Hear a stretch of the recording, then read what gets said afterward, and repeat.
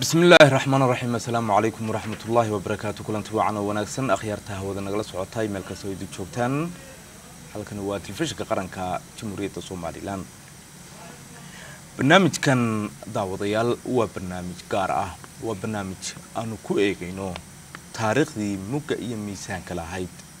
أو إفكا كلها ربنا حرستي كنها كورابيو مؤلف كيوينا فنان كيوينا أبوانكي رشيد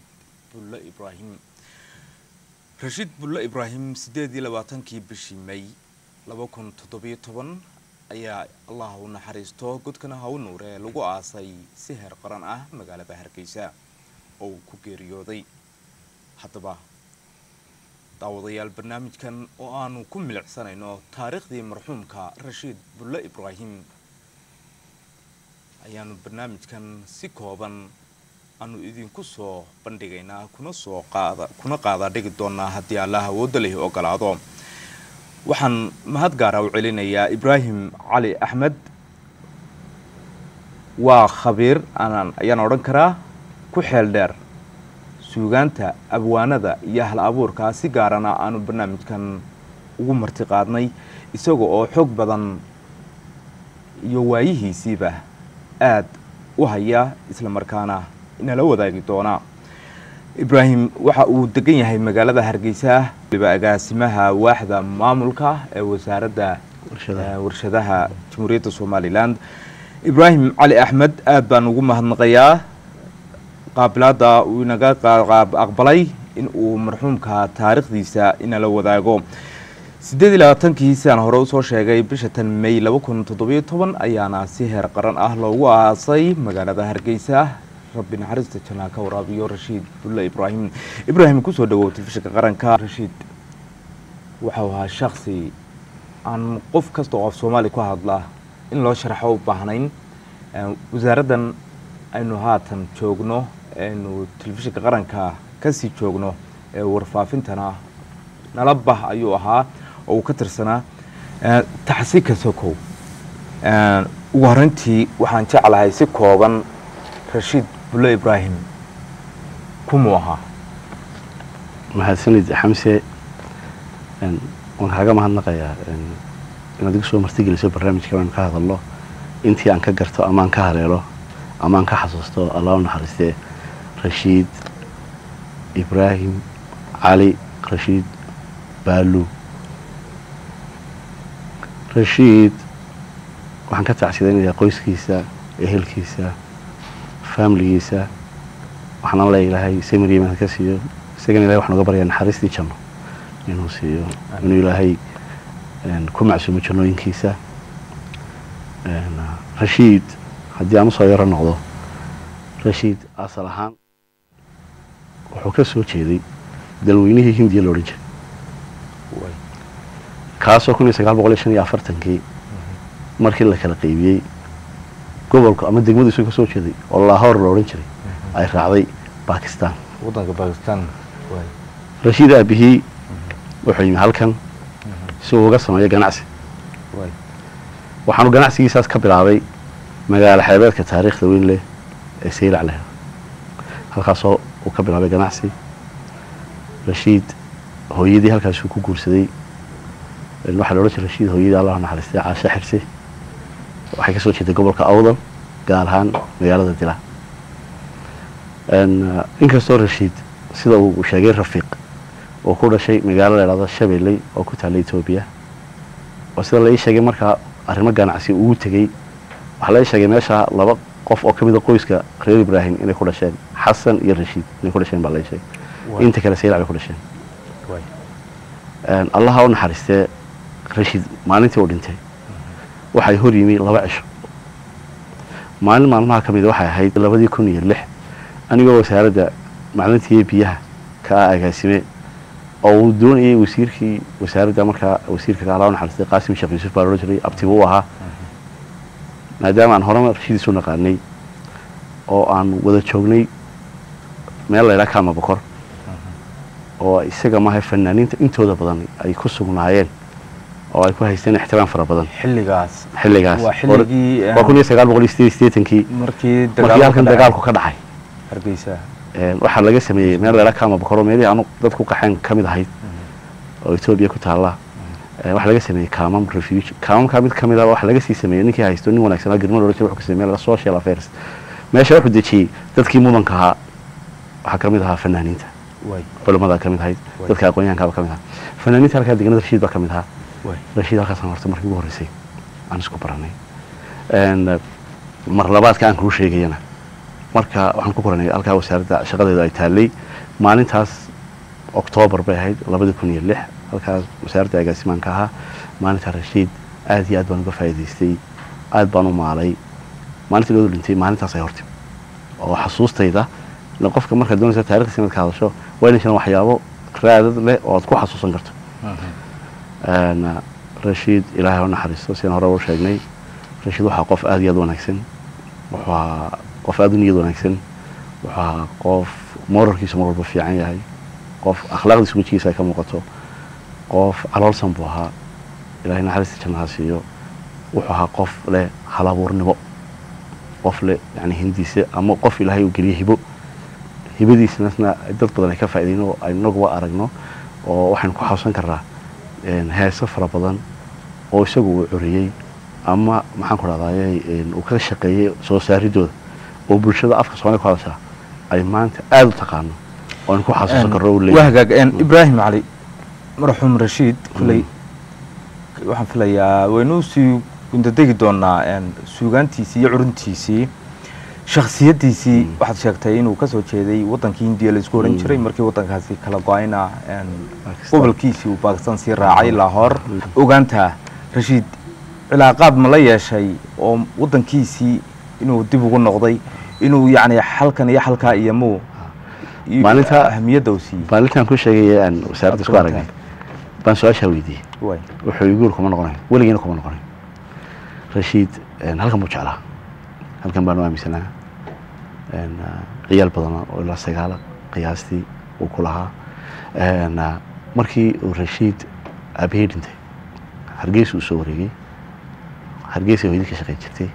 Hargeysa deganaayo walaalkii oo ka weynaa oo loo oran jiray Maxamed isna barbaru deganaan jiray oo Rashiid xilli uu joogay barbara oo taxi la ka ahaan jiray anigu waxaan jeclahay inaan horta ku yara noqdo Rashiid saan ku bartay Rashiid markuu horeysay waxaan ka bartay idaacadda radio Hargeysa oo heesiisu ay ka bixi jireen mar labaadkiina waxaan ku arkay suuqa Hargeysa sidaan ma hayno dadkeedu ka koobnaa inta wala sarki jiray maadaama nincaana oo taxi ku shaqeysan jiray mar labaadkiina theaterka weyn Hargeysa dhowr iyo 80 baa waxay ku soo bandhigeen isaga fanaaniin kale aan malay inaan qofna imika ka nooleyno fanaaniinta oo walaalaha Hargeysa barnaamij bandhig fagneed oo heesahooda ay halka maxay tahay ku sameeyeen waxaan ka xasuustaa raggii ku jiray isaga Allah naxariisto oo wax noo qaaday heesta la adiga haweeyay nin loo jiray Xuseen Cali Kaahin oo dhintay oo isna heesa qaraamiya meesha ka qaaday nin loo jiray Balweeye oo isna heesa qaraamiya ka qaaday ya Allah ha naxariisto ninkii kale fanaanka weynaha isbitaalka Hargeysa ku dhintay ee reer barbarahan jiray waxa la oran jiray Maxamed Nuur Kariik iyo gabadh markaasuna ay ugu horeyso oo la oran jiray Xaliimo markuu warsan arko ama fursad u helay meel masraxa soo Rashiidkiisa markaas haddii aynu soo gundadegno oo u soo raadacn hadaba uruntiisii iyo fankiisii dabcan kulay adigana Ibrahim ahaan waxaan ogahay in aad fanka aad ugu xeel dheer tahay oo aad taariikh fara badan hadii jeer dadka ururiya aad ka mid tahay taariikhda hadaba xagga fanka ee Rashiid maxaad ka haysaa oo Rashiid isla goor heeso goorma ugu horeysay Rashiid wuxuu sheegay 1959 isagoo ka shaqeeyay radio Hargeysa oo halkan imkaan joognayn ku suganahay markii ugu horeysay waxa jirtay idaacadda la taar dheer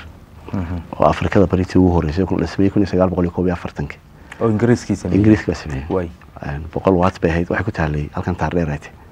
Rashiid halkaas ku soo shaqeeyay Allah naxariisto way mar labaadkiina halkan buu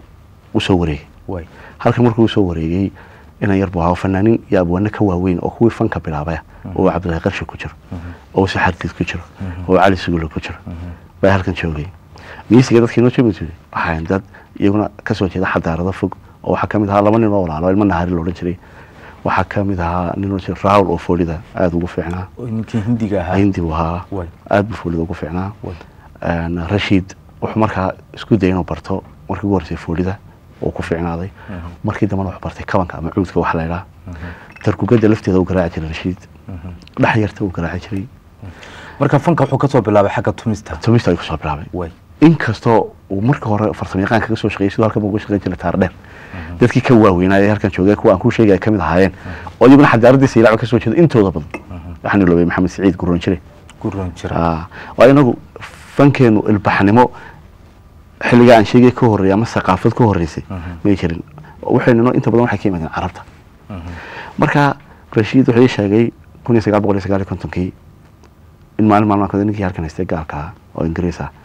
uu soo galay idaacadda dadna warqad u qoray oo waxaan doonayaa in la sameeyo hees ujeedadoodu ay tahay marka idaacaddu ay ka baxdo xilliga habeenkii lagu soo xiro abwaanada ayuu faray arinta Rashid waa arkay warqadii tartan ahaan sheegay in lacag abaalmarina la sheegay Rashid laakiin inuu sinimka lacagta lacag abaalmarina oo fiican in la bixinayo qofkii ku guuleystaa Rashid wuxuu kabkayga iska qaatay adeerna waan heesta ban curiyay muddo oo noqotay muddadii intaan gaarin man heestii ku noqday waan ka qariyay buuri halkii hoolka ay fanaaniintii waaweyn isugu iman jirtay inaan la tago maadaama dad waaweyn ixtiraamaya ay joogaan waxina tartan yahay oo aniga u sir yahay waa maalintii Rashid iga faa'iideeyay qofku markuu doonayo inuu xoriyo uu doonayo inuu soo bandhigo inta aan waxa soo saarin haddii dadka waaweyn la fadhiya ay ku qancaan waxa lagu garan karo wuxuu ii sheegay haddii qofkaas waa lagu soo yeeyo lagu soo jalaacay marka lagu soo jalaacay lagu qorayo leeyahay wad ama waxa ka dhiman laakiin haddii isha lagu gugo qofka dhigaysa waxba ma haysido macnaheedu deetana markii meesha la isugu yimi neestina gabagabay waqtigii ballanti baan farti taago lagu yiri maxaan ku dhacday heestan soo bandhigay sidii baan adigu ku guuleystay heestii koowaad markaa Rashid Allah u naxariisto oo sameeya waxay heestaa caanka ee bulshada afka Soomaaliya ku hadasho meel kasta joogto ay taqaano waana heestaa maaragtay waan hooyanayaa habeen wanaagsan waxa weeyaan mid kamid ah astaamaha idaacadda ugu facaweyn idaacadaha afka Soomaaliga ku hadla waana Radio Hargeysa waana heesta ay Radio Hargeysa ku hooyato ama wase ay baahinta habeenimo ay kaga baxdo Ibrahim bal hada qadar yar aynu ka milicsano bal hada ka dhageysano aniga iyo adiga iyo daawadayaashuba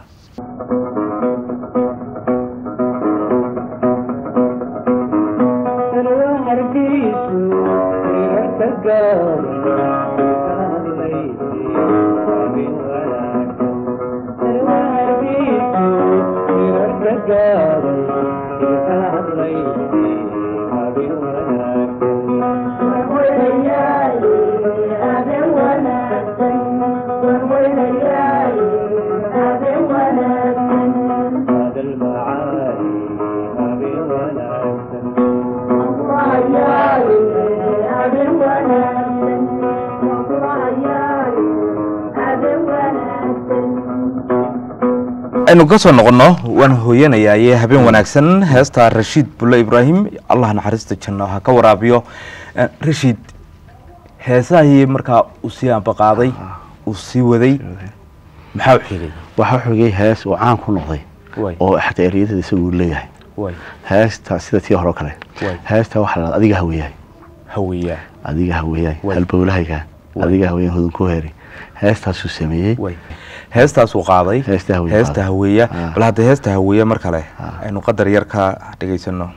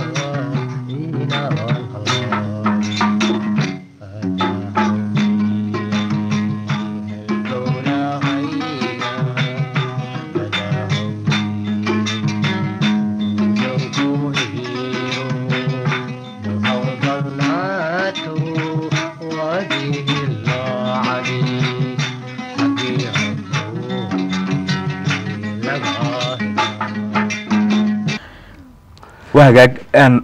كل عد ليلاوية معها الله نحرسته رشيد بلو إبراهيم أن وإحنا حسوستها ما نبغى نكفتنا مركزو نبغى كوري رشيد بلو هذه ترسو مالدنا مركزو ورطلت مقعي ويجد الدقيقين بلو ما هو بلو وأرى فينديو وأرى فينديو معناه ضحى وخيره exactly كلي وكلمة سويق معنية وأنا ده إري كسر شيء ده لغة هندية أو أردوغا أن شخص رنتي أذو قلب النظيف قلب حالا كبر هذا أنا وها تذكر احترامه للناس احترامنا مرة بس وفر احترامك الله يحرسته حاسد أنا هنا كل شيء وحول الله كل ما نورشي سي أن محمد آدم دعر يعني كلمتك قري أن تعصيدي ودريي ومرحوم رشيد بلو ودريي ayaa wuxuu yiri waxaan oran karaa muwaadin ka muwaadinsan muwaadiniinta Soomaaliland laana wuxuu yiri marka bal soo joojiyay markii dad mushkiladuhu dalka ka dhaceen markaas la yiri soo guru isugu diiday wuxuu yiri anigu ma noqonayo marka xitaa inuu dadkii la qaxay oo xitaa sida sheegayso kama bokor deganaa uu halka xitaa ka soo xoojiyay dhaqankii iyo suugaantii aad baa loo ixtiraamay ixtiraam gaar ah suuqa Afrika wahagaag heestaas haweeya inuu wada eegnay ayuu sameeyay fankii Allah naxariisto Rashid Balo Ibrahim uu sii waday maxaa uu sii xigay waxaan doonayaa horta intaan laafina ku sheegay hees kale aad u fiican oo isla munaasabada ciidda ka hadlaysa oo yana isla ciidda heestaas waxa la yiraahdaa anaguna ciidnay ciidankuna ciida nabadiya caano heestaas صح erayada waxa leh عيسى ورسمه سماترني لو جرى الله عيسى دان عده ابو وينها رشيد لحنك ايو لها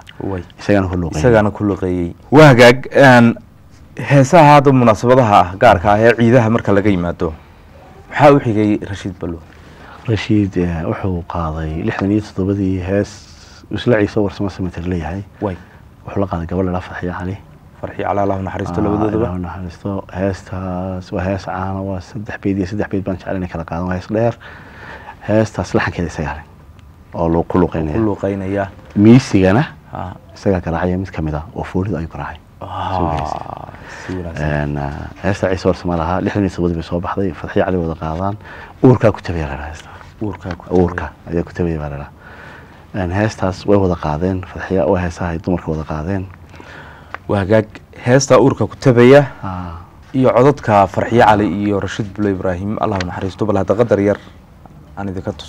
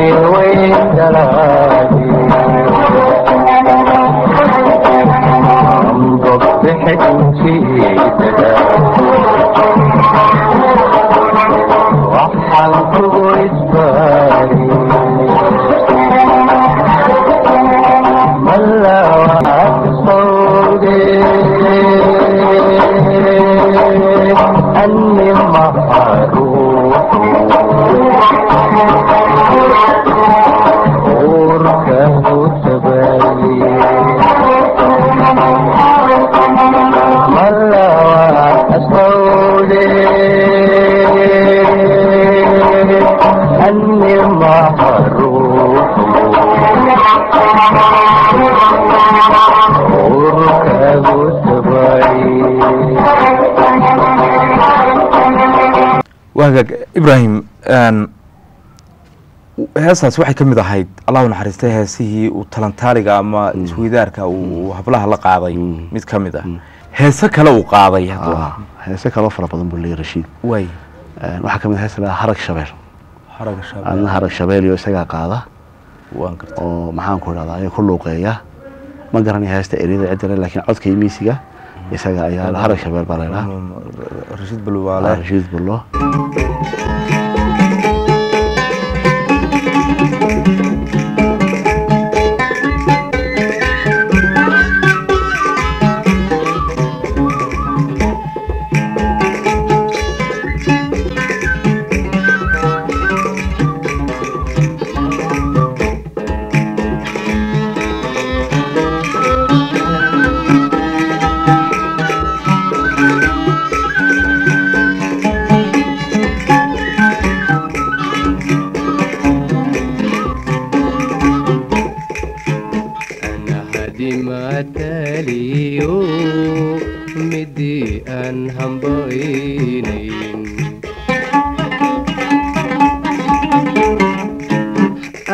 هادي ما تاليو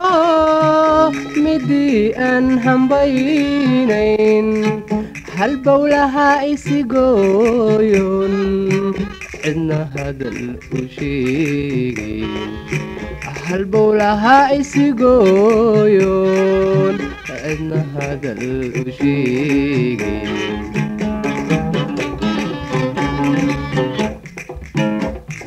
dunida uga hadhay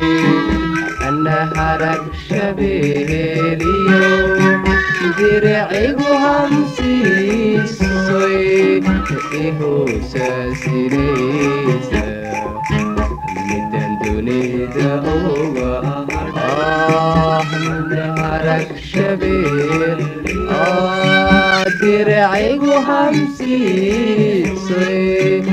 ihoosasinaysa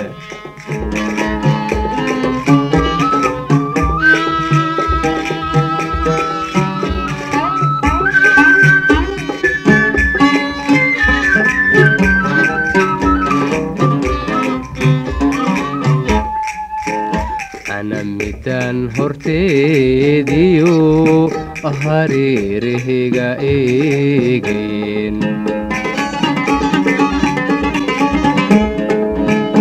ana midaan horteediyo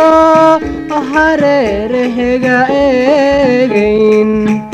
intan haw ku soo idhi isu kala haleey intan haw ku soo idhi isu kala haleey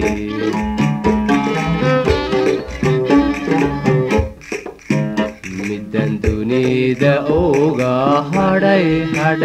ana harag shabeeliyo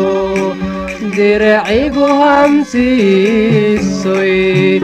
ihoosasinaysa waxaa jira heeso aada u fiican oo geyga soomaalida caanka ah oo isagu aanu qaadin laakiin isagoo codadkooda iyo laxankooda iyo miiskooda uu sameeyey wahagag rashiid heesaha uu qaaday qaarkoodna saad soo sheegtay isagaaba curiyey oo alifay dabcan heesuhuna inta badan waxay ku yimin jireen ama riwaayado ama sidoodaaba loo samayn jiray wax riwaayado ah uu ka qayb qaatay ama jilidooda ama ka dhaxaysidooda ma jiraan waxaa jira kolley dee nin abwaano codadka sameeyo ahaa ama wuxuu ahaa hadduu doono mukhrij ama editor qof wax soo saara ayuu ahaa waxaa jirtay riwaayad uu sameeyey allah u naxariistay ismaaciil sheekh axmed cagaf allah u naxariistay oo la oran jiray dadku waa isku muuq haddana waa kala maan heesaha ku jiray qaarkood buu lahaayoo hees ay qaadi jirtay allah u naxariistee ani nooshana waa laga yaaba khaldanay amina fayr gabadh loolan jiray amina fayr koley way nooshahay ogaantay amina fayr cabdi gabadh loolan jiray hees ay qaado warsan iyo weersan iyo soo wacay ayaa la yidhaha heestaas waxaa sameeyey laxankeeda iyo codkeeda maxaan ku dhaha rashiid laakiin erayada waxaa lahaa allah u naxariistay ismaaciil sheekh axmed walaalacdaadilayka wirwiriyo wanaagiyo kala gacal laygu ka wariye hadba walaalacdaadilayka wirwiriyo wanaagiyo kala gacal laygu ka wariye والبهارة عربا ورامية والبهارة عربا ورامية والسيدان حسوك وطيه والسيدان حسوك وطيه ورسن إيا ورسن إيسا وحي ورسن يا ورسن يسوع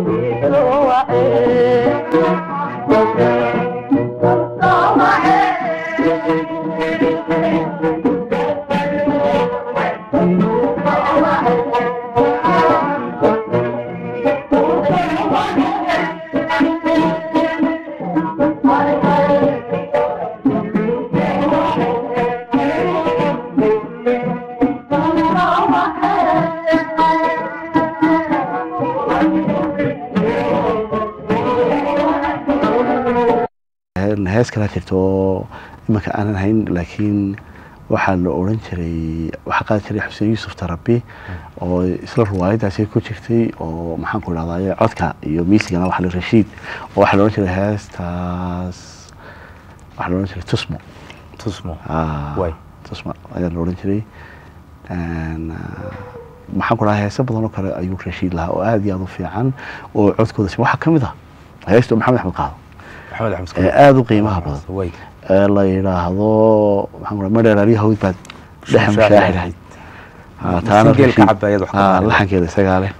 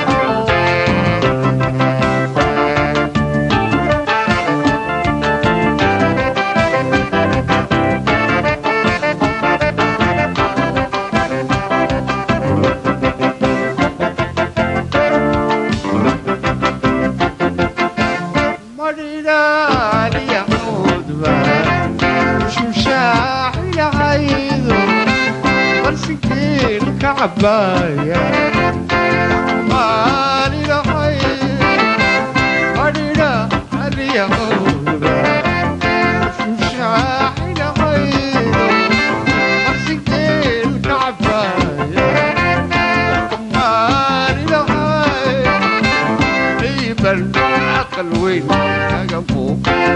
لها ميما لقن وين كقبو شرها إنكو كلمان يقول هاي قبضنا إنكو كلمان يقول قبضنا إنكو كلمان يقول هاي قبضنا إنكو كلمان يقول هاي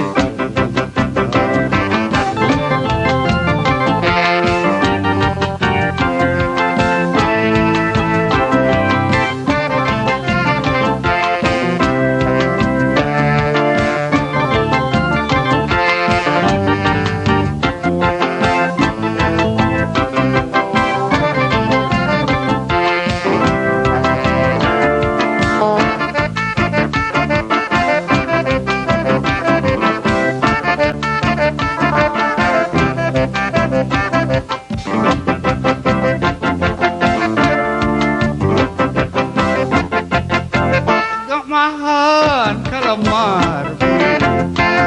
boy kuya mahada arligela kulatu maqlima mahan kalamar boy kuya lo mahada arligela kulatu maqlima marhulun أركان قبل في معاه مرغوب أركان قبل في معاه إنكو كلمات يقول إنكو كلمات إنكو كلمات يقول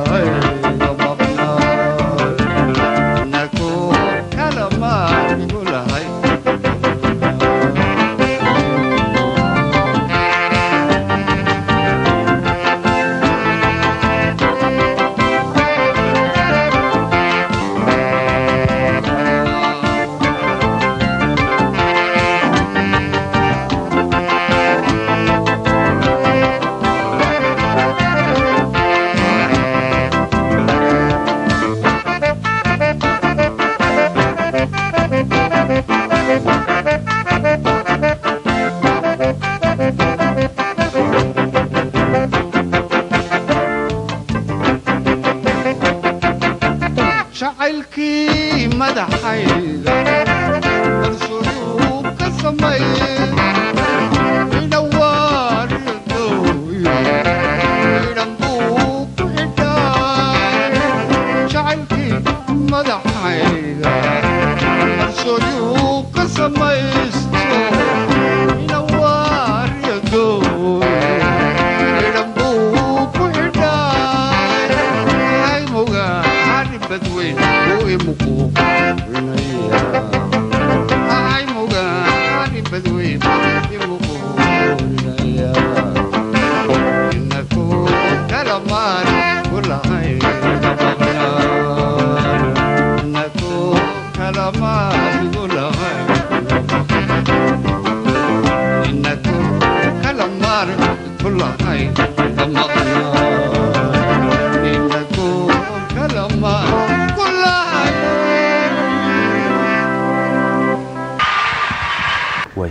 رشيد wuxuu leeyahay heesta uu qaado Xuseen Yuusuf Tarbiye aad u qiimo badan heesaha Soomaalida kuugu fiican ku jirta xagga jacaylka marka laga hadlayo maanta dumarka heesta inta diiray inkastoo Rashiid ka sheekay heesta sidoo sameeyay huriye sidoo sameeyay laxanka iyo erayada wuxuu guri barbaraan uga joognaa oo u tagnay shaqo baa nin ganacsada baa noo yeeray oo aan saaxiib ahayn wuxuu noo sheegay inuu gabar jecel yahay gabadhaasna gabar Carabiyada baad deetana maalintii uu macsuumayo wuxuu maanta aan macsuumintii guriga deganaa bitigeenoo wuxuu yiri wax ka dhax laakiin gabadhu waxa ma oga guriga way joogtaa guriga markaan tagnay buu erayadan gabadhi markuu arkay ka tiri guriyo isna sidii uu ku coday ku laxmeeyay wuxuu yiri Rashiid heestaas uu gabadha ku amaanay huriyo yani waa sidaa uu sheegay way tilmaantay bixinaysa gabadhaasna lahayd marka marwii sheegay in haalawrimada huriyo ama feelasufnimada huriyo heerka gaarsiisnay nin wuxuu arko waxa ugu weyn ka sheegi kara أيها الله ونحرسه وهاجج دمانتود بقى الله قبرك عون نوره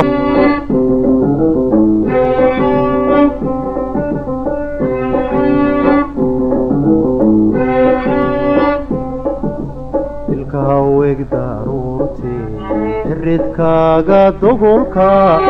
mawluhu ku daahiyo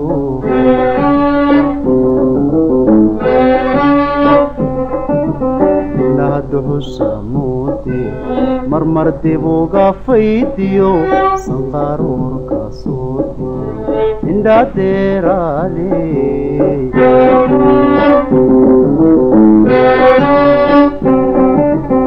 kaaweg daruurti eredkaaga dogolka mawluhu ku daahiyo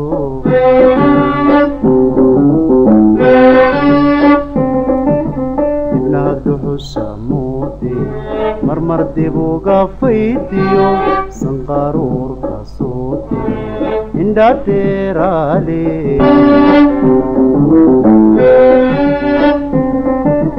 bay madaxisoodka markaad luqunta dadabta kulba laygu dedaya oo layga daraya indhadeeraale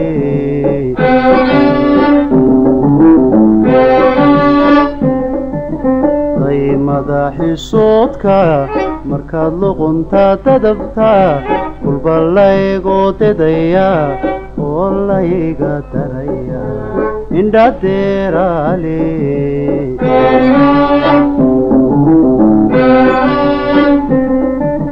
dumar ugu filrooney dayaxsan iyo tobanay dahab lagu misaaley dadatee toddobato ugan loogu darayey indhadeeraale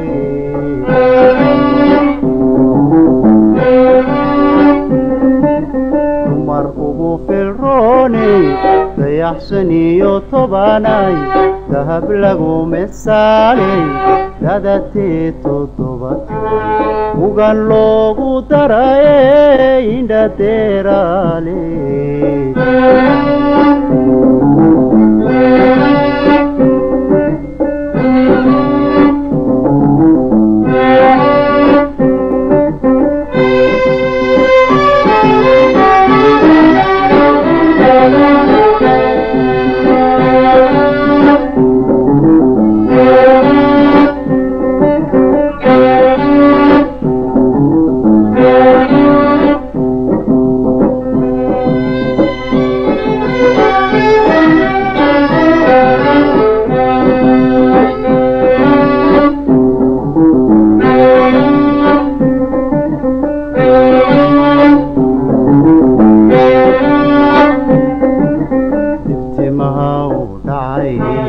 dilimaha dhabarkiyo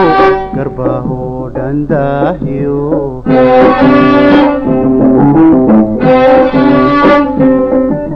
sida dixida xaata dayrwaqadaadkiyo sunnayaasha dooda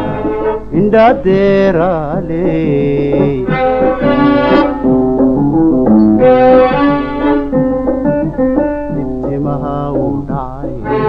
dilimaha dhabarkiyo garbaho dhandaahiyo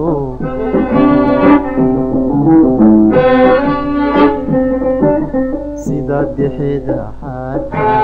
dayrwaqadaadkiyo sunnayaasha dooda indhadeeraale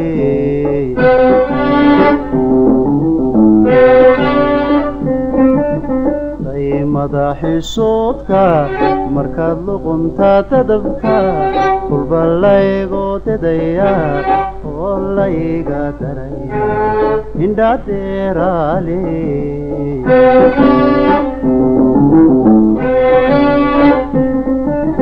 day madaxisoodka markaad luqunta dadabta kulba laygu dedaya oo layga daraya indhadeeraale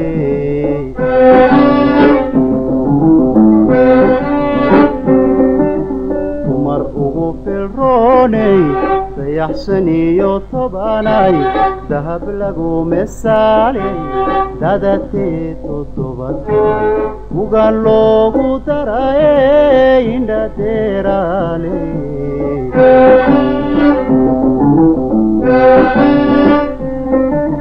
dumar ugu ugu filroonay dayaxsan iyo tobanay dahab lagu misaaley dadatee toddobaad ugan loogu daray indha deeraale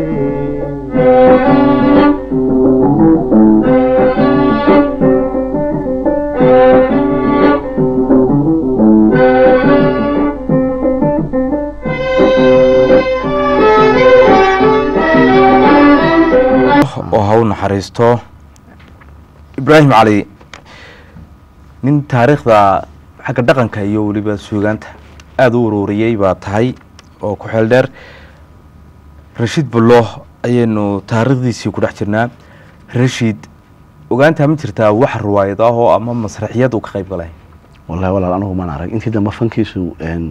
inta mihnadahan kale ku shaqaysan jiray ama sidaan ku shaqay tagsiilaha ama farsabiiqaanka halkan ka ahaa idaacadda anigu lamaan kulmin riwaayadihii aan daawaday mid kamida isugu ku jira inkastoo dee rashiid waqtigiisu aada u horreeyey laakiin kolley wax badan buu ka sameeyey oo fikrado badan buu ku lahaa dee kuwaan ku sheegin codadkoodu lahaa waxaa jira heeso aada u caana oo maxaan ku dhaha laxankooda isaguu leeyahay oo for example waxaa kamid ah laba heesood oo ay qaado shankaroon axmed yuusuf hees waa heestii ugu horreysay shankaroon qaato ereyada heestaa waxaa le aadan tarabi bare waxaa la yidhaahdaa u guuraa waxaa la yidhahdaa goorya ayaan bara goorya ayaan heestaas waa heestii ugu horreysay qaata shankaroon waana heestii ugu horreysay uu sameeyo maxaan ku dhahdaa aadan tarabi heestaa laxankeeda isaga waxaa jirta hees kale oo isla shankaroon qaato oo maxaan ku dhaha codkeeda iyo miisigeedu uu yahay midaan laga istaagi karin aada cajiib u yahay waxaa garan karaa ereyga imkaan leeyahay dadka fanka u dhown daloola ama ku xidhan ama jecel ama dhadhamin kara heestaas u guuraaba lala jacayl inta ereyada sheegaysa waxa ka badan inta miisigaasi uu dhacayo iyo inta codkaasi usoo noqonay marka dambeysana sii jeclaanaysa rhythmka uu sameynayo sida usoo noqon aad iyo aad u jeclaanaysa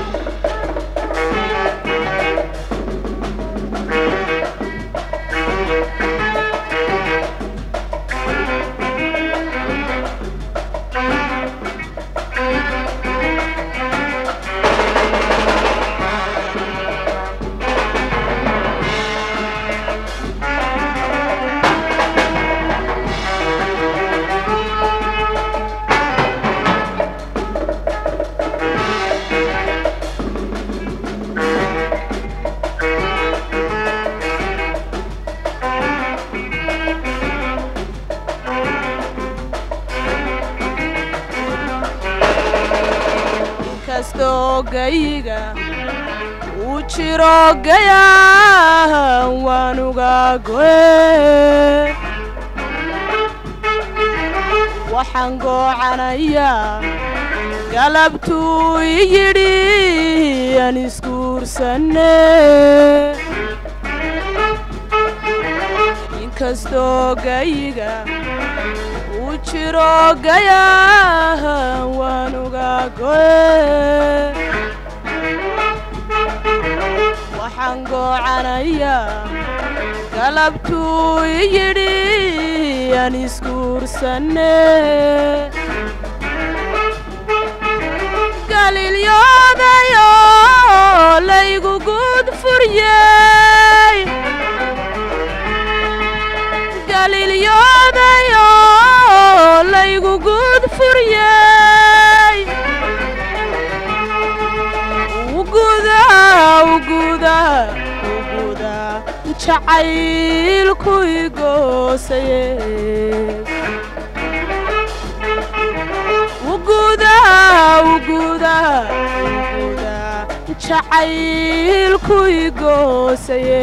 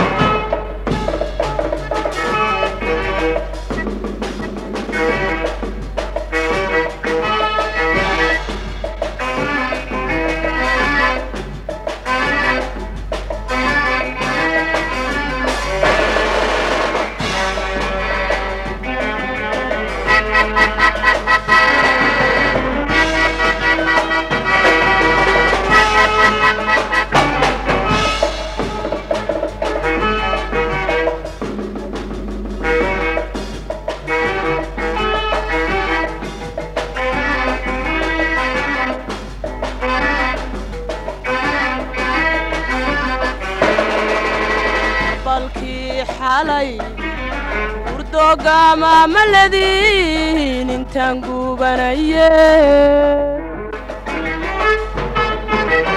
ogooshaydiibu goodiga heliyo go'aygii saare qabalkii xalay hurdoogaama maladiin intaan guubanaye ogooshaydiibu goodiga heliyo go'aygii saare galilyodayo laygu guud furiyey galilyodayo laygu guud furiyey uguda jacaylku igoosaye uguda jacaylku igoosaye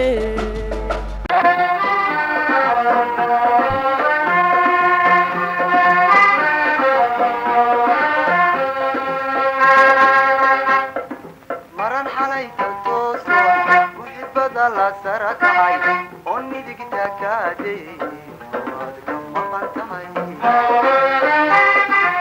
on bidix meelilicay meelaanad joogin on meelaa dheeriyo manadee hortayda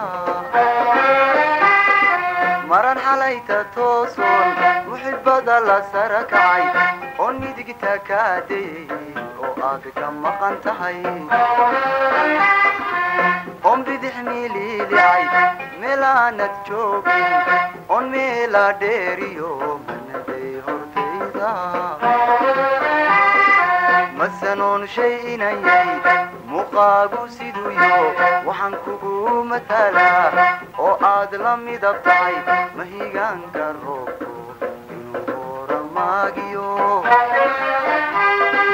madherkii dalkeeniyo midhihii bislaadee masanoon shay inayay muuqaagu siduuyo waxaan kugu matalaa oo aad la midab tahay mahigaanka roobku inuu horamaagiyo madherkii dalkeeniyo midhihii bislaadee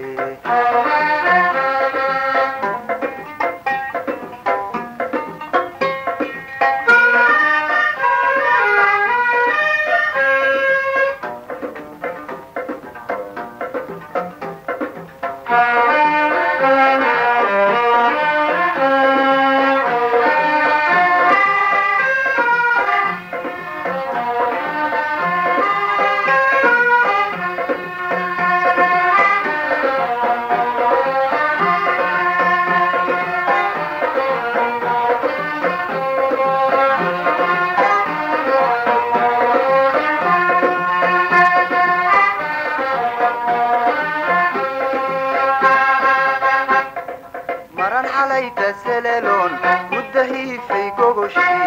أني دقتا كادي وعاد كم مغنتهي أم بدحميلي لعي ميلانا تشوقي أن ميلا ديريو مرندي هورتيدا مران حاليت سلالون مدهي في قوشي أني دقتا كادي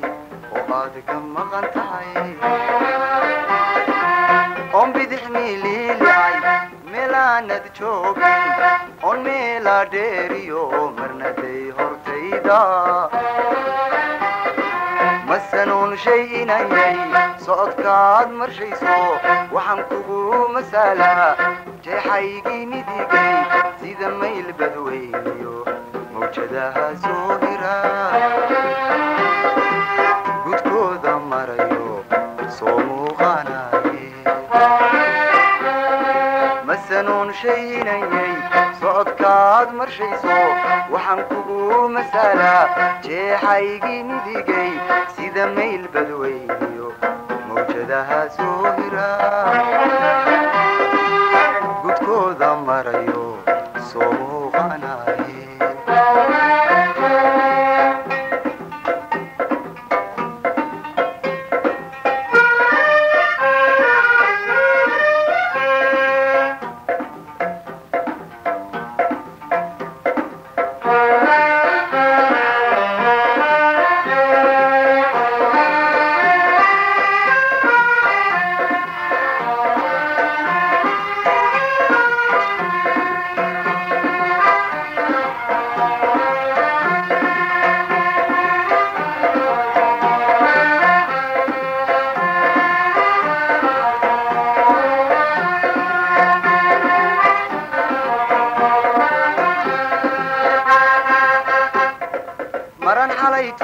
toofaalada nafta kula murmaayoon markii aan isbaraniyo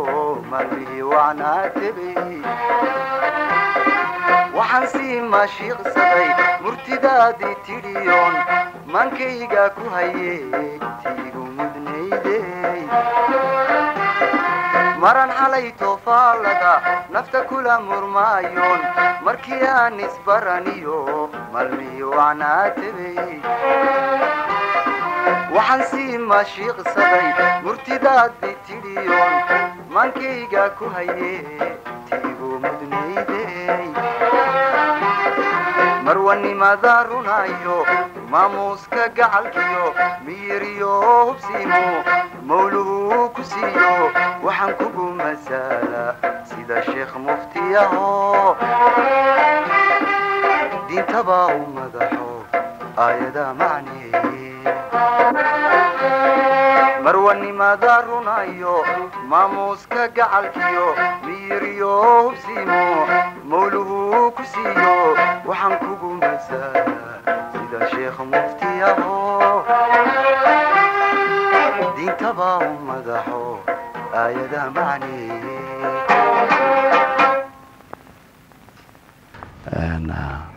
markaa rashiid wuxuu ahaa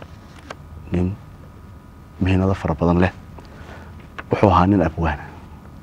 abwaannimadiiba waxay u baahan tahay in la sharxo oo la yidhaha horta abwaano maxate inkastoon jeclayn mawduuca inaynu barnaamij gaara ka dhigno mar kale hadii la hayla iminka waxa laga yaabaa markuu barnaamijkaygan t v ka baxo in qaar ay la soo hadlaan ama ay weydiinayaan war heesta huriye ee aynu teelayay maadaa siiyey waxaan ku rahdaa allaan xartir waxaan ka hadlayaa maha erayada huriyaada waan sheegay waa laxanka laakiin waa codka abwaan maaha oo qura qofka erayada sameeya qofka mulaxankiina waa abwaan waayo marka waa hal abuure labadu hal abuuro rashiid wuxuu dheeraa hal abuurnimada waaniga sheegay codadkan inuu samayn jiro ku fiicnaa erayadan inuu samayn jiro waaniga sheegay musicianna waa oo tuma music ayuu ahaa rashiid maxaan ku idhahdaa farsamo yaqaanna waa muturjimna waa oo xilligii hore luqadaha heesaha ayuu bedeli jiray waxaa jira heeso badanoo laga keenay ama carabta ama hindida ama afafkan ku hadallo laga soo dhiigtay oo heese aad u qiimo badana rashiid dadkii ka shaqayn jiray ee bedeli jiray ama qori jiray isaga huriya raacadneed baan way bedeli jireen marka ereygan hal abuurnimo baa u baahan dadku inay fahmaan in la fahmo waa hagaag aad baad mahadsan tahay ibraahim cali axmed dabcan waxaan filayaa inaan taariikhda rashiid ballo ibraahim malaha aan lagaga gayoonayn laakiin tani una ahayd un bal hadda xasuusin iyo shakhsiyaddii rashiid ballo ibraahim in aynu dadweynaha iyo daawadayaasha la wadaagno waana runtii kulley rashiid ballo waxa uu ahaa oo gaar ahaan radio hargeysa oo idaacadda ugu faca weyn idaacadaha afka soomaaliga ku hadla aad bay u tabaysaa waxa uu ahaa nin kaydka maadaama la yidhaahdo kaydka ugu badan ee maanta af soomaali u kaydsan radio hargeysa ayuu ku xaraysan yahay qof intaasoo dhan la bilaabay kusoo dhex jiray iminkana waaxda kaydka ayuu runtii ka tirsanaa oo waxyaalo fara badan oo usoo joogay ayuu gacanta ku hayay rashiid ballo waxaa shaksi kulley inta af soomaaliga ku hadasha ay aada u tabayso shaksi guud ahaan qaranka somalilan maanta ka baxay taariikh fara badan oo intaa iminka ibraahim cali uu inooga sheekeynayay daawadayaal iyo inka badan oo ka mug weynba ku leh guud ahaan qaranka iyo ummadda afka soomaaliga ku hadashaba waxaan jeclahay barnaamijkaasi kooban in aan daawadayaal intaasi kusoo gabagabayno oo aanu kaga hadlaynay taariikhdii allah u naxariisto marxuum rashiid ballo ibraahim oo ku geeriyooday magaalada hargeysa 28 May 2017 laguna aasay ibraahim cali axmed oo taariikhda fanka iyo waliba guud ahaan suugaanta afka Soomaaliga aad u ururiya oo runtii aad isaguna iskugu hawla xooga badan haya aanu ku marti qaaday si uu inoola wadaago taariikhda Rashiid Ballu Ibrahim. aad iyo aad baad u mahadsan tahay Ibrahim. dhammaan qoyska qaraabada iyo guud ahaan qarankana waxaynu u rajaynaynaa inuu Ilaahay samir iyo iimaan saadiq ah inaga wada siiyo marxuumkana samir iyo iimaan inaga wada siiyo dhammaanteen isagana naxariista janno u rabbi ku galado ugu deeqo tan iyo kulanti dambe daawadayaal dhammaantiinba waxaan idin leenahay asalaamu calaykum waraxmatullaahi wabarakaatuh.